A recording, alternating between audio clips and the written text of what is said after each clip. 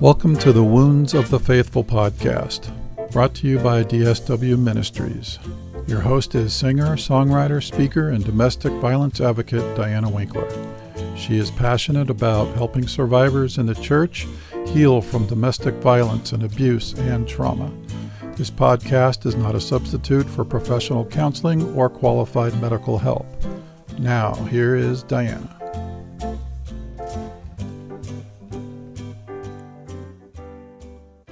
Hey everyone, good to have you here, and I'm glad that you showed up. Now today we are going to have another dark episode. Now this one is for the guys today.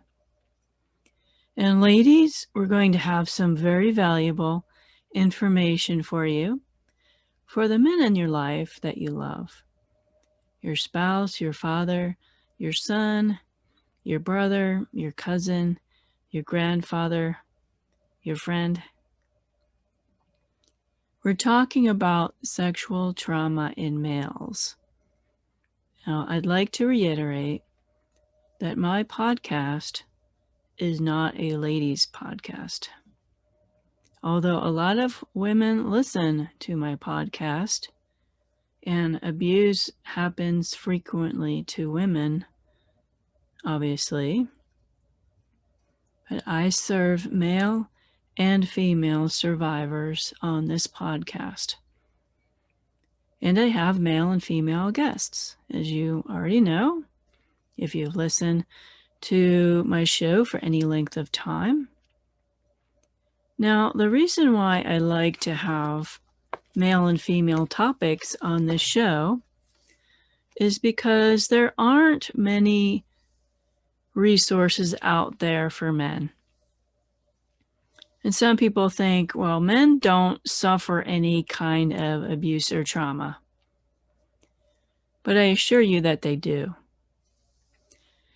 Being in advocacy, I've heard so many stories from so many men, even some men that I knew personally, who have suffered atrocities. Now, supposedly the statistics are 60% women and 40% men that have been victims of some form of abuse in their lifetime. Now, I think that those numbers are much higher because a lot of men don't report their abuse. We're especially going to talk about boys today. The majority of sexual abuse happens during childhood. You know, children are more compliant. They don't know what's going on, or they don't know that this isn't normal. They are afraid to tell anybody about it because they're ashamed. And if they do tell anybody, then they are usually very afraid because they are threatened. Well, if you tell anybody else, then here are the consequences. So our guest today is Dr. Kelli Palfy, and she's worked in adult youth corrections, and she was also an RCMP in Canada. RCMP is the Royal Canadian Mounted Police. She's specialized in sex crimes as a subject matter expert. She's done some doctoral research on the reasons why males don't report abuse. She is now a trauma therapist and an author of the book Men Too, right here behind me, Unspoken Truths About Male Abuse. So I think you will learn a lot from this episode. She is very knowledgeable about her subject matter. So invite the men in your life to come listen to this podcast or pass it on to a friend. So here is my conversation with Dr. Kelli Palfy. All right, please welcome Dr. Kelli Palfy to the show. Thank you so much for taking time out to come on to the podcast today. Oh, it's my pleasure, Diana. Thank you for having me. So what's the weather like over there? I think today was up around plus 12. Yeah, not Fahrenheit? Oh my gosh, I'm never remembering which is which, to be honest. Yes. Fahrenheit. Yeah. It's about 75 degrees Fahrenheit here in Phoenix. So. Wow. That sounds lovely. It is. It's gorgeous outside until the 110 degree heat will come soon. But yeah, hailing all the way from Alberta. Good to have you. So just give our listeners a little snapshot of who you are and what you do. Okay, so I am a registered psychologist. I work primarily with male survivors of sexual abuse and with first responders. And I am a former first responder myself. So prior to becoming a psychologist, I did 13 and a half years of active duty with the RCMP, which is kind of the equivalent of the American FBI, but in Canada. Wow. Yeah. And it's encouraging to have a fellow female advocate for male sexual abuse survivors. There's so few resources out there for men. So what inspired you to write about this topic, write a book about it? Well, it's actually a bit of a story. It's kind of my journey. It started, like I mentioned, I was an RCMP officer for 13 and a half years. And for the better part of the last 5 years, I worked in a unit called the Integrated Child Sexual Exploitation Unit, which was part of the Behavioral Sciences Unit. And we originally formed this unit in response to a plethora of cases that were presented to us from the Americans. The US Postal Service had noticed a bunch of suspicious packages. They did a joint investigation with the Department of Homeland Security, and they found that the packages contained illicit images of children that had been purchased via credit card. So yeah, and so they figured out that a lot of these offenders had addresses in Canada. So I want to say they sent us about 350 known offenders that were purchasing child pornographic images. So our unit was established to respond to that. We began investigating these cases, and this was in 2002, 2003, which was when Canada passed legislation saying that any Canadian that traveled abroad for the purposes of exploiting a child could be charged as if they were in Canada. So we were getting some evidence of that as well, and other crimes, obviously. So we began investigating that, and in the process of the training that I was subject to, they were training me to be a subject matter expert. I sat in on a lecture from Sheldon Kennedy, who is a former pro hockey player. And he discussed the abuse that he endured by his coach. And so he talked about the reasons why he didn't talk about his abuse. Things like he'd grown up in poverty, and his pro hockey career was literally lifting his family out of poverty. His parents and everybody were so proud of him. He knew he had the skill set to make it pro, but he, also kind of relied on his coach to get him there. So all of these things were reasons why he didn't disclose. So he was talking about, his parents were super proud of him and he didn't want to disappoint them. And then he also talked about just feeling like other parents, like his teammates' parents, knew about it but did nothing, because they didn't want to risk their own children not making it to the big leagues. So that really broke my heart to think that people might know that this was going on and do nothing. And he talked about the process of, he described it as being like living a double life.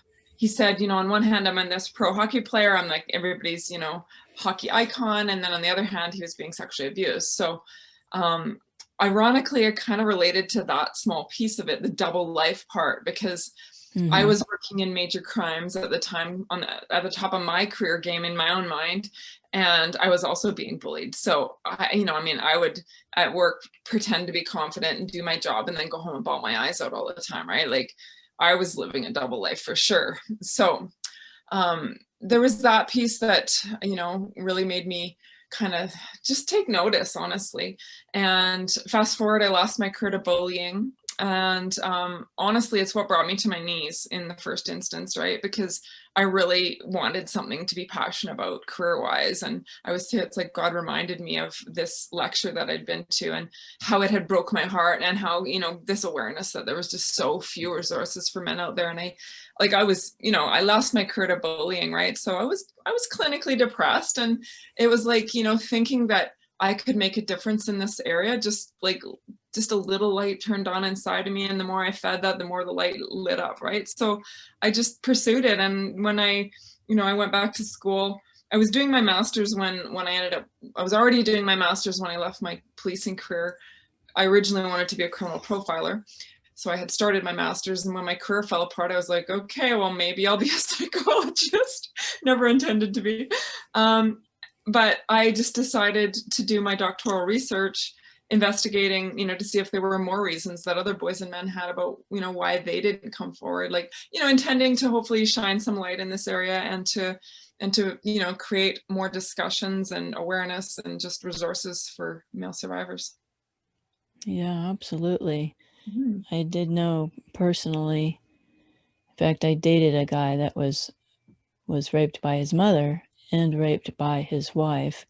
Wow. And up till that point, I didn't know that women were abusers and that men could be raped. Yeah, absolutely. And, you know, that would also be a big motivation for me too, because, you know, here I am working in the behavioral sciences unit, and we are supposed to be the experts. And one of my supervisors, who was a male, said to me, don't worry about the boys. Like, we had a case out of Colombia, the Philippines, and Cambodia, and we had something like 95 victims or something. And he said, don't worry about the boys. And I didn't even question it. So it was a bit of conviction too, you know, like, why didn't I question that? And, you know, also this sort of piece, like, if I'm considered the freaking expert and I don't know this, how little does everybody else know, right? Like, it just, I had worked in corrections prior to becoming a police lady. And the one thing that I really remember from that time was, like, why are there so many men in prison, like, compared to women? Why so many men? And listening to Sheldon Kennedy's lecture, it was like I said, the lights kind of went on. I was like, oh my gosh, this is why there's so many men in prison, or possibly why, right? Because there's no resources, like, this is happening, and they can't talk about it, and there's no room in society, there's no supports in society. So yeah, all those were very motivating factors. Yeah, and my listeners know that I'm, you know, involved with Mending the Soul. I do the Mending the Soul healing groups. And let me tell you, we have a waiting list for men. The men have their groups, and then the women have their groups separately. And we can't train enough facilitators for the men's group, because there's such a huge demand. Yeah. And what was it like working in the correctional facilities? What did you discover when you were in there? Well, like I mentioned, like, it was actually pretty shocking, right? Like, you know, there was men from every socioeconomic status and race in there. You know, I worked in a youth corrections facility, and I also worked in an adult facility.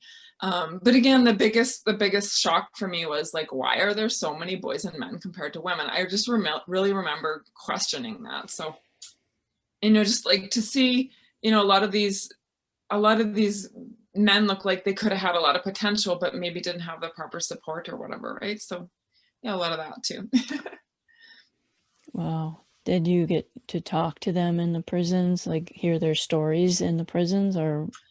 Not so much then, because I was a guard, not a caseworker, right? But no, honestly, I can say I really didn't, because that wouldn't have been my role, and it would have been inappropriate. But during my doctoral research, I interviewed 14 different men about their experiences of being abused. And then, of course, I advertise in my private practice that I work with male survivors, and I'm posting all the time on my website and on LinkedIn and stuff. So I'm pretty easy to find if you're looking for support for male survivors. So I do get quite a few clients that are male survivors, and obviously they tell me their stories, right? Yeah, we'll definitely talk about, you know, your resource for the guys. I of course, I work with other advocates, and we're always looking for more resources to help the guys out there. So a lot of the men don't report their abuse. It's way underreported, as we're finding out. Why do you think the men don't report it or disclose their abuse? And Diana, this was the main topic of my research and also the topic of my book, which is on my poster behind me and right behind you too. Men Too, Unspoken Truths About Male Sexual Abuse. There's lots of reasons, and they are complex and multifaceted and across their entire lifespan. So it kind of depends, what stage you're at in asking that question. But overall, I mean, I can go through as many of them as you like, but one of the biggest ones was memory loss. So the traumas are so catastrophic that they literally either forget it, subconsciously or consciously work towards forgetting it. So, dissociation or just plain old memory loss happens to lots of male and female victims, obviously. And unfortunately, we know this, that, later on in life, when they're in a safe, secure place, no longer threatened, then that's when their memories often come back, which is catastrophic, right? In my research, I also found two males who drank to excess, purposely trying to forget it, and actually managed to succeed in forgetting it because of how much they drank and for how long. So memory loss was a big part. Fear of being blamed was another reason, like, why didn't I stop this? Or I liked my perpetrator before the abuse occurred, so obviously it's my fault, that kind of thing. For a lot of men, it was just too hard to discuss. Like, I can't relive that kind of thing, right? Right. Very, very difficult. Some of them did try to disclose, and it didn't go very well. Like, oftentimes when males try to disclose to their friends or whatever, they're like, it's minimized, or they're said, oh, I wish that happened to me. I wish my teacher seduced me, or, whatever, that kind of thing. Yeah. Even in Hollywood, right? There's so many movies where, male sexual abuse is relayed like a coming of age experience or a romance. I mean, it's ludicrous, right? So, a lot of my participants were abused by a bio parent. So, there's this fear that if I tell, it'll break up the family, I'll be separated from my brothers and sisters, things could get worse. If I'm in foster care, I could be abused by somebody I don't know again, right? So, some feared that they wouldn't be believed, right? Like this, yes. We don't talk about this. Nobody's going to believe that this actually happened.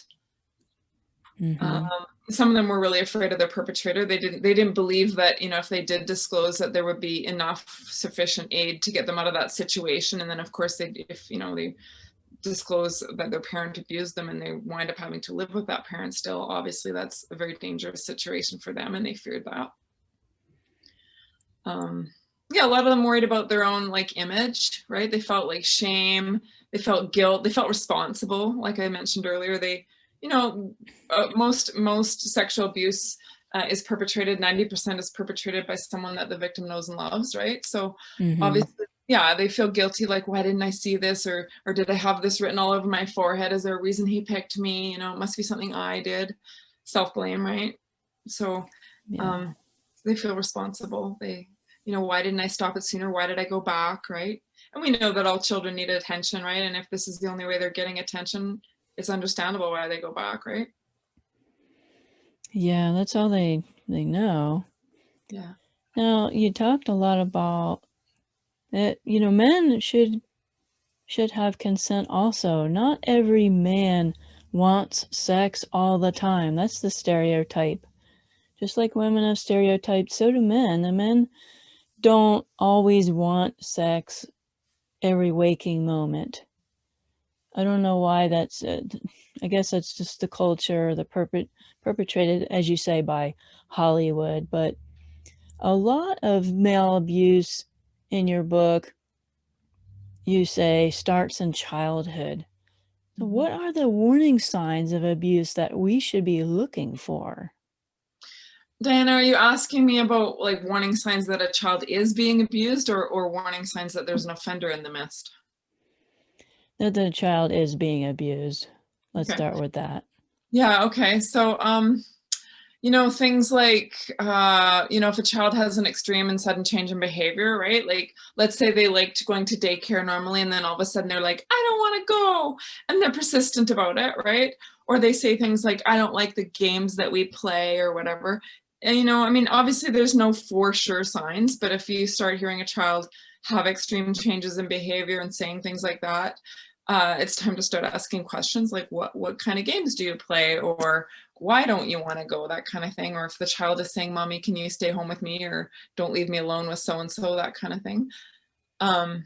Children who regress or decompensate, go backwards, like developmentally, that's often a sign of abuse. Yeah. Yeah. Children who all of a sudden develop difficulty falling asleep or having nightmares. Conversely, they could be the child falling asleep in class because they're too afraid to sleep at home at night, like nightmares or abuse happening, that kind of thing. Children with really low self-esteem, isolating, maybe bullying other kids or being bullied. Like I say, there's no telltale signs, but it's definitely time to start asking questions when you see these kinds of behaviors happening. Like if they're the class clown, they could be trying to deflect from the fact that they don't know the information, that they're not able to learn. And part of why they can't learn is because they're so distracted by their traumas, like kids experimenting sexually with other kids. That's a warning sign for sure. Kids getting urinary tract infections or damage to the anus, obviously that's a big sign. Kids, like, in my research, one of the participants really pointed out to me that he was like, actually a few of them said like, I was the odd kid, right? Because, they're so dissociated, right? They can't relate to other kids. They can't just come down to earth. So their own trauma responses, right? So they really, just cautioned that could be a big warning sign. So if something seems off or changes in behavior, that's the red flag. Yeah. To start asking questions. Yeah, and an older youth, like this sort of chip on their shoulder that just won't go away, like unexplained anger, that kind of thing. I think a lot of people are really quick to write it off as like a stage in development, but any extreme changes, yeah, like, if they go from being, the kid that goes to youth camp or Bible school or whatever to, suddenly dark interests, there's probably something going on there, right? So sudden and extreme changes. So I don't know if you know Jimmy Hinton. He's the guy with the book behind me, The Devil Inside, and he's expert on grooming techniques. Well, he calls them testing, but so he was on the show last week and talked about some of the grooming techniques that sex offenders use. But let's hear, maybe you may have some that we didn't hear from Jimmy. Okay. Well, they're very deliberate acts that these offenders engage in, right? Which is, I'm sure he talked about like them winning the trust of the adult in their life, right? Filling a need, right? They typically start off with, being very overtly obvious about their intentions, which makes it kind of feel innocuous, right? So, telling the parent, oh yeah, I want to be a support. This is a good kid. I want to help out. Like, just being very overt about it. Basically, if anything seems too good to be true, it probably is. That's when you want to start asking questions, right? So yeah, so they're obviously, I'm sure you talked about, they pay special attention. The physical contact typically starts as non-sexual. It might tickle or play fight or wrestle or something like that, or offer to coach. Then they'll, obviously sometimes they introduce like masculine principles, like, test them a little bit. I'm sure you talked about that, like testing them by, having a secret or something, like allowing them to smoke or allowing them to look at a magazine or drive a truck or something that's sort of considered a masculine principle that they wouldn't normally be allowed to do at home. And they do that to test to see if the child's going to disclose, because it's better to be disclosed on about that than about what they're actually going to do, right? So they're very deceptively transparent. They you know, like I say, they will, you know, be very active in the family with the victim, and you know, fill a need, that kind of thing, establish trust. And then, you know, oftentimes in older males, they'll ask them what they know about sex, that kind of thing. Assume they know or, you know, pretend that they assume they know things, teach them how to masturbate, or offer to discuss masturbation with them, and, you know, just, you know, then start with the sexual touching rather than, you know, what the child originally signed up for. Yeah, those things just make the hair on the back of my neck stand up, because you know, you don't realize that it's going on around you. It's very common, and it's, you know, it could have been happening to the people that you love growing up. My listeners know that I was molested by a guidance counselor at my school. I was in the 8th grade, and now looking back, I recognize all those signs of, well, yeah, he gave me his phone number to call him when I needed to talk, and it was just stupid stuff about, you know, growing pains in my mom and this, that, and the other, and you know, but the door to his office was always locked, and the door was always they didn't have windows in this office. It was like a little bigger than a bathroom. And he was always talking to the kids and telling them how nice they looked. And he looked like that guy from Ernest Goes to Camp. You know what I mean, Vern? But he definitely used these techniques. And when I was in his office, I was sitting in a beanbag chair. That's what he had in the office. And then, you know, he was crouched down, squatting in front of me, and he had his hands on my knees. And now I know he was looking at my crotch and seeing what I would do if he was sitting there. And we went to the water park for a field trip, and we were dropped off at the school to get our parents to pick us up, and he was there, and he wanted to see everybody's swimsuits. And so we were all showing them our swimsuits because we had cover-ups on. Well, everybody got picked up except me, and I was left behind. And he took me in his office, and he said, well, show me your swimsuit. And so I just did it really quick, you know, just lifted up my shirt, and he was crouched on the floor, and I was sitting in a regular chair right next to the door. And he all of a sudden put his hand on my crotch and then pulled over my bathing suit, the crotch of my bathing suit, to touch my crotch. And I pushed his hand away, and he did it again. And then I immediately stood up and I said, I have to go. Because I knew what he was doing was wrong and really shocking, but I trusted him so much. And I left, and I got home. I don't know if I walked home or if I got a ride home. I don't even remember. My mother knew right away. She's like, what's wrong? And I told her what happened. And I knew the reason why we reported is I knew he was probably abusing other kids if he was abusing me. That's always how it happens. It's never just one kid, right? Sure. And I think I healed from that because my parents believed me, the school believed me, the police believed me. Nice, yeah. And it was my word against his, because I named a bunch of kids that were always around his office, but they wouldn't testify against him.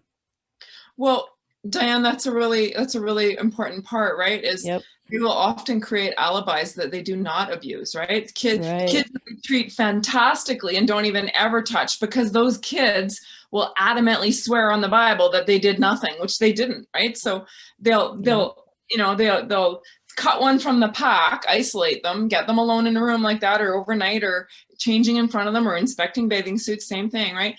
One of the guys in my book, like, he asked the kid to stay after basketball camp to break down camp, right? So now he's out in the middle of the nowhere with them, 60 kilometers out in the bush with them without a cell phone. This is, before cell phones and stuff, right? So Yes. Yeah, I'm sorry that happened to you, and I'm glad that you got the support that you needed, though, right? And that can make all the difference to a victim, Oh, right? yeah. I know that my situation was pretty rare that everybody believed my story. I wasn't a troublemaker kid. I never was known for lying, but he got away with it. Yeah. He got to keep his job. Now, thank God I went off to high school and I left, the middle school. But I feel so bad for the kids that were left behind at that school that are probably victims today. It could have gotten a lot worse than him touching my crotch, I'm very grateful that I was able to escape. But yeah, the typical grooming techniques. We just have to pay attention and look around what's going on around us. Absolutely. And Diana, I read a book called Predators, Pedophiles, Rapists, and Other Sex Offenders by Dr. Anna Salter. You might have it there. And she talks about how she was a prison psychologist and she interviewed all these psychopathic sex offenders and learned that they often will target the child in school who already has the history of lying, right? Because what's one more lie, right? Like, they're not going to be believed. So, yeah. So what are some specific steps that men or even young boys can do to start the process of healing if they come to that point, well, hey, I need some help? Well, I think seeking help, right? One of my participants in my book said, in today's day and age, find someone that will believe you. And if the person you tell doesn't believe you, find someone else, because there are people that will believe you now, right? So yeah, seek support. There's agencies obviously across Canada and the US specifically for men, not a ton of them, but there are some. So yeah. I think that would be the beginning, and do some reading, right? Like, like my book, The Devil Inside, they're going to be books that are going to describe to the victim what happened. How did this happen? How did you get in this situation? And it's not your fault, right? Like, these offenders are specifically targeting, boys of a certain age or girls of a certain age, right? Or both, right? Yeah, definitely. Everybody knows to contact me, and I will set them up with a healing group to be in. We definitely got the ones for the guys and for the girls, people that have gone through this just like you. And to mending the soul is a partner with a doctor, a partner with a trauma counselor, a partner with a addiction center, etc. We're a team, and so those are great steps. Now for us, what are some ways that we can create a safe space for male survivors to come and talk to us, to come forward? How can we encourage them that, hey, I'm a safe person, come and talk to me? Well, Diana, honestly, I think the biggest thing that we can do is exactly what you're doing right now. Talk about it, right? Create awareness, create openness, right? Like, if I'm working with psychologists or whatever, I will encourage them, advertise that you work with male survivors too, right? Like, agencies that are willing to work with men who have been sexually abused, advertise that, right? Because, research shows that boys and men won't talk about things that they don't hear other people talking about. So if we are talking about it, it makes it a lot safer for them to talk about it. So just being understanding and telling them it's not their fault, and not being judgmental. Yeah, that's a big thing. Absolutely. Yeah. And I really am a big advocate of helping them understand, that it isn't their fault, that, even if their body responded or even if they went back, it doesn't mean that they wanted to be abused. They deserve attention, and, their body works the way God designed it to work. It doesn't mean that they're homosexual or whatever, right? Just means Oh that they're born. yes, cover that, because I tell this to the people in my group that they feel so ashamed because they had an orgasm or because they were aroused when they were being raped. And I've heard this from both sexes. Address that. Why is it that they get a pleasurable response even though they're going through this traumatic event? Well, research on spinal cord injuries has taught us that there's 3 different types of erections that men can get. And one of them, I believe, is called reflexogenic. So it has nothing to do with mental or emotional stimulation. It's just pure physical stimulation. So they learned this because, they've learned that men with spinal cord injuries can still get erections. So yeah, so it's, I can't explain it that well, but there is research that shows that it is a completely different system, that it's not, there's a couple things that we're talking about then. Boys and men can get erections when they're extremely traumatized. So it's like a bodily response to trauma. It's not uncommon for soldiers or combat veterans or whatever to report having had erections during combat. It's just like the adrenaline rush or testosterone rush or whatever that is. But also this idea that the body does have the ability to get aroused and, to the point of ejaculation, even though they're not mentally wanting to be there. Yeah, so that's not proof that they wanted it, quote unquote, which that's probably what they hear. But the other thing is, Diane, when we're talking about little boys, not adult men too, right? Like the abuse typically happens by someone who has won their trust, right? Someone who has, established a place in their heart and they genuinely care for these people. And, the perpetrator will very much work very hard to try and confuse the victim, to make it seem as if they're in a romance, right? To make it seem as if this is a logical next step. I'm working with a man whose father did this to him, right? Like he legit did not understand that his abuse was sexual abuse until he was well into his 40s. Then he went, holy crap, Yes, so, they don't realize it. Like this is why we have age of consent laws, right? Because children are not mentally mature enough to know what they're consenting to, right? Like a lot of times it doesn't really even bother them so much until they reach puberty or adulthood and they learn the meaning behind sexual activity, right? Right. And then of course the women, the girls, and we've talked about this with other guests, that the girls, it's bad for them because they're made to feel like they're the temptress. For sure. Oh, well, you were dressed a certain way, or it's like, okay, really, a 4-year-old was dressed a certain way? It's appalling. It's like, and we were talking with Jimmy Hinton that you have to be really sick in the head to abuse a child, to have sex with a child. What is wrong with them? Well, I think like kids will experiment with other kids. Kids don't experiment with adults, right? Right.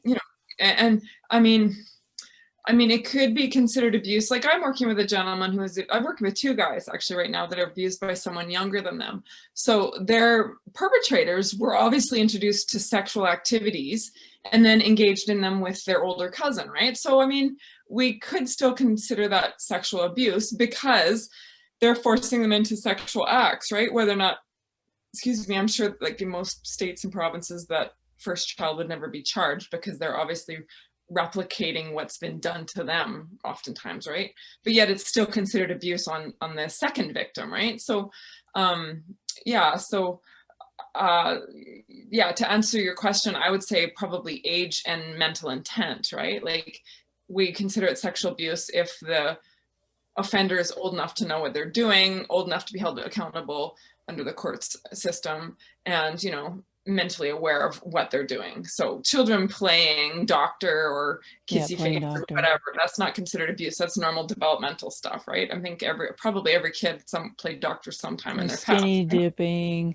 Yeah, I think, like I said, when it becomes considered abuse is if you've got it depends on, I don't know, like all your different state laws, but in Canada, depending on the child, it's either 2 years difference or 5 years difference for age of consent, right? So, under a certain age, children just simply can't consent to sexual activity, period, right?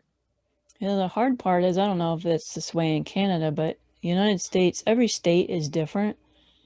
the age of some are the age of consent 16, and then others are 18, and there's all these different little rules in each state as to what constitutes, sexual abuse.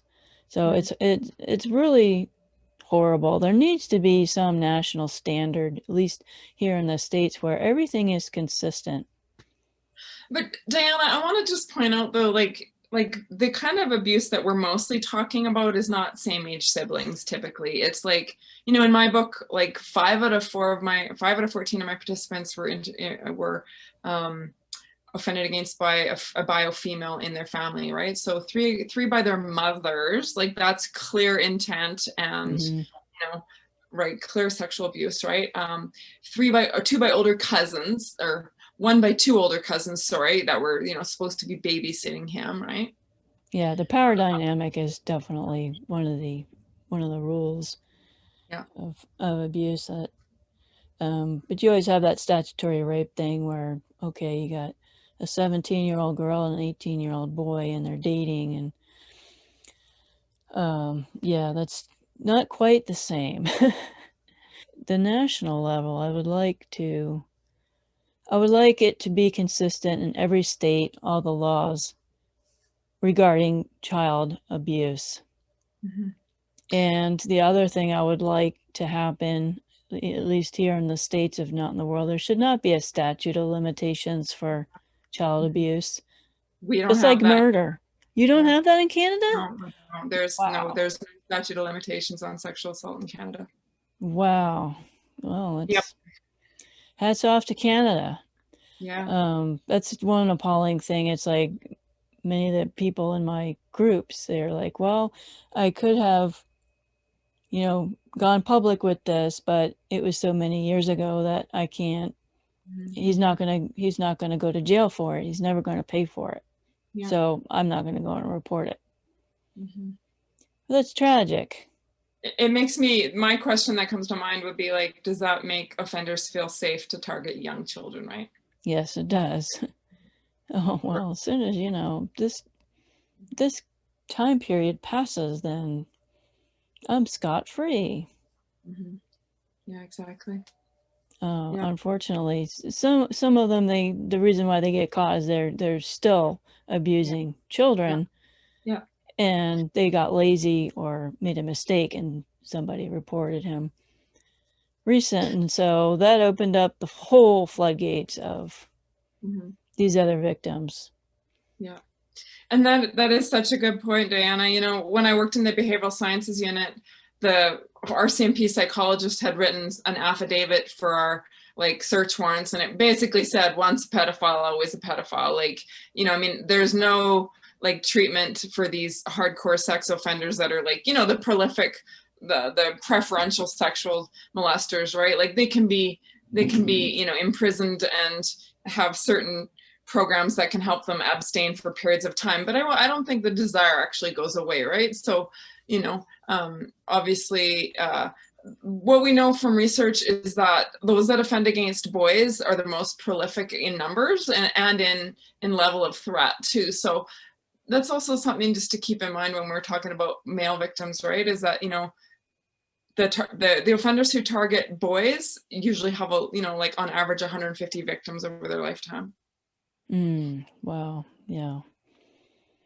Now I know we're talking about a lot of dark things, but do you have a story of one of the people that you've worked with or interviewed that had a happy ending, that got some healing or resolution to their abuse?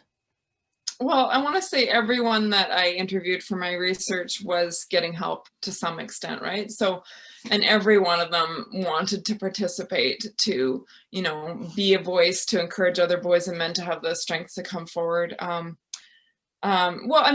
basically, I'll tell you about one of the boys in my book. His name was Ricky, and he was born deaf, and his mom had significant health issues. She had MS. And so dad was obviously very busy supporting mom, so it kind of got missed that he was deaf. They knew he wasn't verbal, but they didn't understand that was because he was deaf. When he went for his kindergarten testing, the assessor dropped a textbook beside his ear and he didn't flinch. So she goes, yeah, you got a deaf son here, And so they got him surgery and he got his hearing after the surgery. And, like any boy, he wants to make noise now, right? So he wanted to play drums. Yeah. So, yeah. So he got abused by the teenage boy down the street who offered to teach him drums. Doesn't really remember a ton about that abuse, but mom continued to kind of go downhill with her MS to the point where she was wheelchair bound. So they were living in New York and in one of the tall, skinny houses. So dad moved out to the suburbs and bought like a rancher style house where the wheelchair would be able to access more points in the house. And so he stayed living in the family home with his grandma and used to go visit mom and dad in the summers or on weekends or whatever. And then mom's health took an even further decline to the point where dad couldn't handle him even on the weekends in the summer. So sent him off to Italy to be with a cousin. And, all of a sudden the cousin starts paying very special attention to him. And he's never had this before, right? So goes camping with him, teaching him, just how to camp and that kind of stuff, and then abused him in his sleeping bag at night. The first night he kind of just like pretended to be sleeping and hoped it would never happen again. It did happen again and it got more and more aggressive. His cousin shared him with his friends. It got, very aggressive, and he came back to Canada and thought, okay, that's over. I'm never going to let that happen again, kind of thing. Then his cousin decided to move to Canada so that he could continue the abuse. So his cousin moved to Canada and lived with another relative that lived close. Yeah, just brutal. And so he was pretty messed up after that, right? When he was about 18, when his cousin started to want to engage in other sexual acts that he was really against, like anal intercourse, he put a stop to it. He said, no, this is not going to happen. I'm not going to allow this to happen. And so he put a stop to it. But, he described that, yeah, he went on to marry an abusive woman the first time around. And, so his story didn't really have a happy ending until he kind of realized, till he kind of came to terms with the fact that he was a victim and how much it impacted him, and he got help and whatnot. And I mean, he's in a much healthier place now. And like I say, he wanted to come tell me his story. He was somebody I met years prior, and I'd taken his business card, and he'd said, oh, if you ever do research in this, you come let me know. I think he drove 3 hours to where I was to come tell me his story. Yeah. Wow. So, I mean, actually he just emailed me yesterday to say, hey, how's it going, Oh, that's great. Yeah, but, we're trying to. It doesn't mean that everything's awesome. It just means he's doing better, right? And that he sees things clearly, and he doesn't subject himself to bad situations anymore the way he used to, right? So yeah, we're trying to offer our survivors hope. And I tell my groups that healing is a journey. Oh yeah. And I'm farther along in my journey than maybe somebody else is. But each day is a new day, and God finds you precious and valuable, and absolutely. And he'll use what was your misery to be your ministry. Yes. If you want, Because the more men that come out and tell their story, like in your books, the more that other people are going to be encouraged. Absolutely. They're going to come out. Right? Yeah.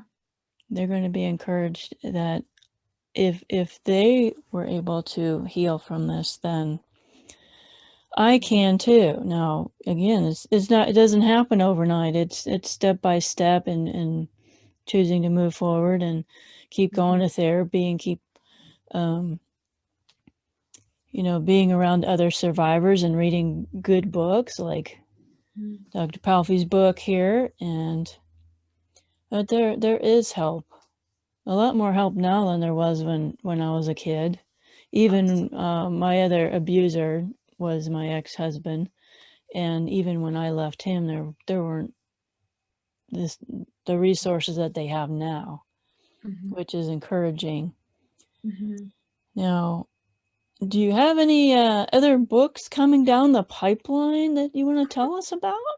Sure. There's a treatment facility here in my community called Little Warriors, and myself and the director of that agency are in the process of writing a children's book series. So, how to educate children. And this is never to say that children should be put in the place of having to protect themselves, but let's be realistic in today's day and age, it's just so necessary to educate children.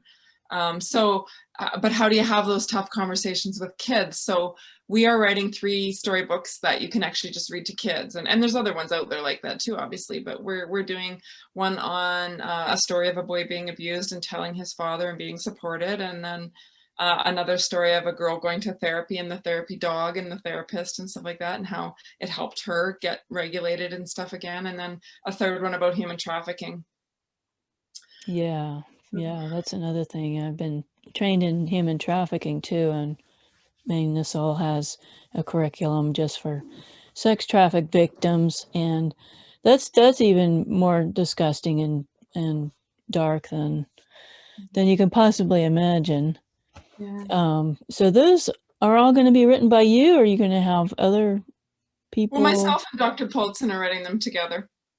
You're writing them together, and when do you think they're going to be available? Well, we're done 2 of them now. They're just finishing the final graphics, and then we've got to just upload them to the distribution agency, and then they'll be good. And then the third one, we're just finishing writing, and we still got to get graphics for. Yeah. That sounds perfect. I don't personally know of books for children that specifically directly address abuse. They have, good touch, bad touch, but that's pretty much the extent that I'm aware of. Yeah.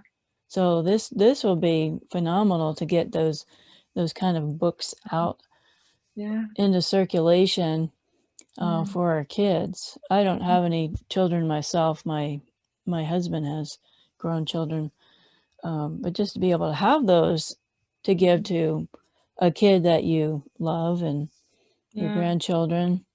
Teach them how to be safe and not to be afraid to come forward if something happens. And because there's so many taboos and stuff, children are taught not to talk about sex in so many households, right? But honestly, we have to change that. We have to put it on the table as a topic of discussion to keep our children safe.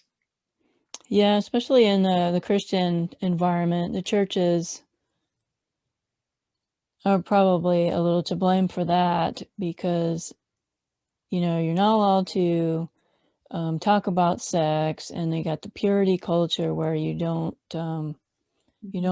date except in a group, and they say that you shouldn't kiss or hold hands until you're married. And I came from a pretty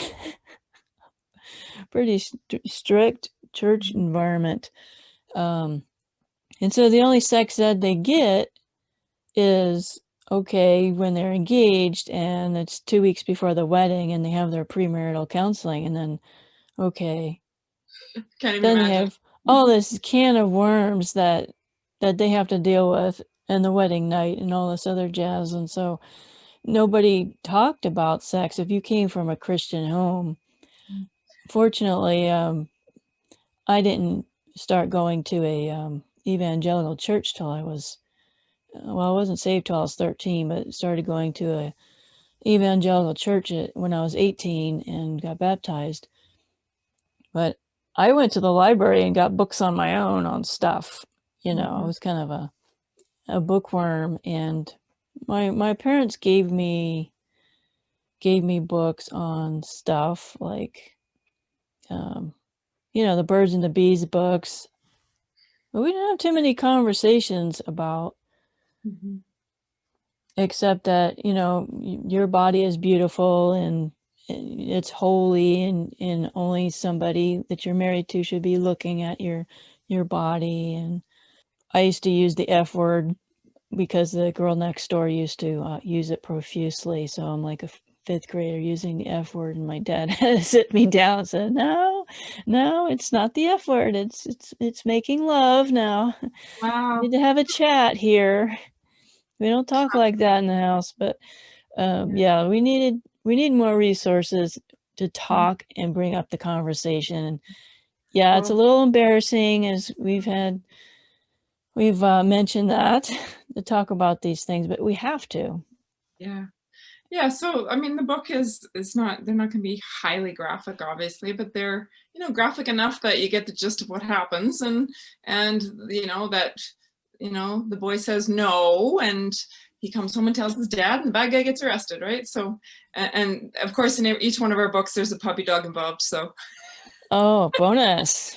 that'll be the spoiler alert. Oh, I'm a super duper animal lover. Okay. So this has just been incredible conversation, and I'm halfway through the book. It is such a great resource. I learned a lot just reading through the book, new things, and everybody needs to go out there and get this book. So how can the listeners connect with you and get your book? Well, my book, you know, you can go through my website. It's hopefully going live today, kellipalfy.ca.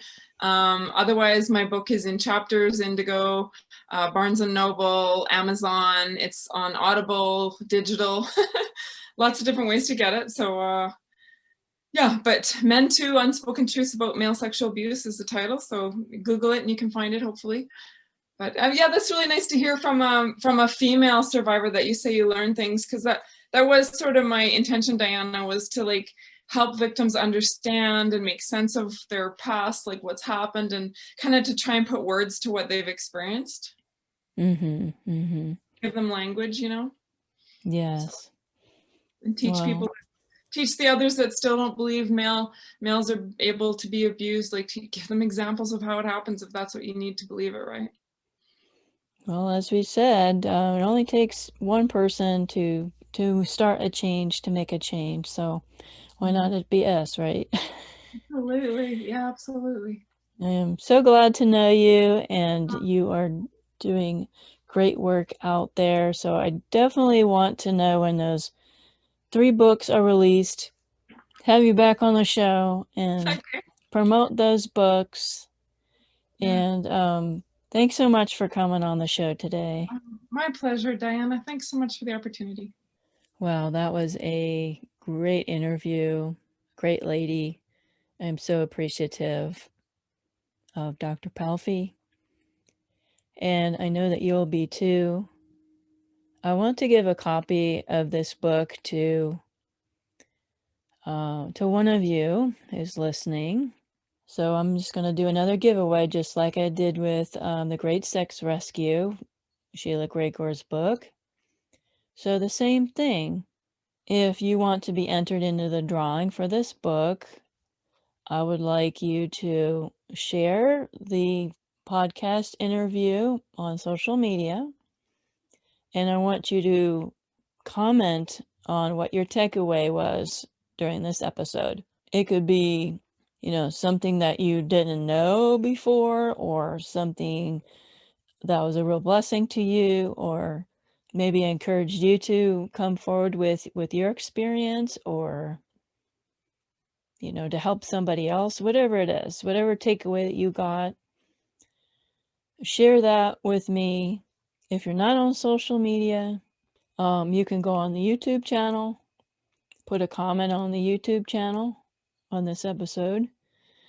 Also, if you don't want to do YouTube, you can sign up for my email list. I do not send out very many emails, but if you sign up for my email list, you can be entered in to the drawing as well. I really would like this book to get into the hands of a guy who needs it. And maybe you're a female listening that knows somebody that needs this book. Share this episode with them. You know, maybe they might be embarrassed to receive a book, but maybe say, hey, there's this great podcast that you need to listen to. Send them over to Dr. Palfy's. Send them over to my podcast and say, hey, this person is a safe individual, trustworthy. And yes, the last few guests have been really dark. I'm sorry, but this is necessary conversation. It is so important to get the information and the resources out there for you. And yes, it's uncomfortable. But when we come out on the other side, like we were saying, there's hope, there's healing, and you can get help. So I will put all of this in the show notes for you, all of the doctor's information and mine. And we will definitely talk to you. We will definitely be drawing the names for the giveaway in 2 weeks. So that gives you time to get your responses in. So stay tuned to be notified in 2 weeks whether you've won the drawing for the book. So our next few guests are going to be awesome. So we're going to change up my tagline a little bit here since I like to rotate that around a bit. So my thoughts to you today are, we are no longer victims, we are victorious. So we'll see you next week. God bless you. Thank you for listening to the Wounds of the Faithful podcast. If this episode has been helpful to you, please hit the subscribe button and tell a friend. You can connect with us at dswministries.org, where you'll find our blog along with our Facebook, Twitter, and our YouTube channel links. Hope to see you next week.